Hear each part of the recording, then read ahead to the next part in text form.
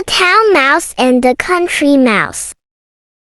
A town mouse once visited a relative who lived in the country. For lunch, the country mouse served wheat stalks, roots, and acorns, with a dash of cold water for drink. The town mouse ate very sparingly, nibbling a little of this and a little of that, and by her manner making it very plain that she ate the simple food only to be polite. After the meal, the friends had a long talk, or rather the town mouse talked about her life in the city while the country mouse listened. They then went to bed in a cozy nest in the hedgerow and slept in quiet and comfort until morning. In her sleep, the country mouse dreamed she was a town mouse with all the luxuries and delights of city life that her friend had described for her. So the next day, when the town mouse asked the country mouse to go home with her to the city,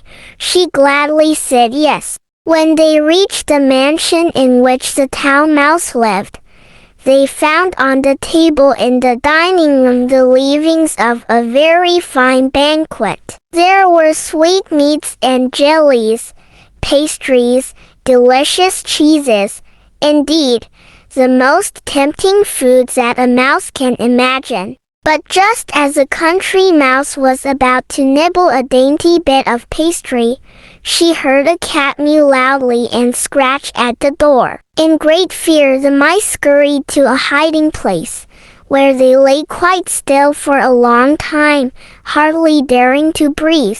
When at last they ventured back to the feast, the door opened suddenly and in came the servants to clear the table, followed by the house dog. The country mouse stopped in the town mouse's den only long enough to pick up her carpet bag and umbrella. "You may have luxuries and dainties that I have not," she said as she hurried away, "but I prefer my plain food and simple life in the country with the peace and security that go with it."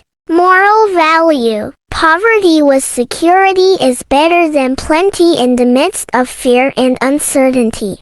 Thank you.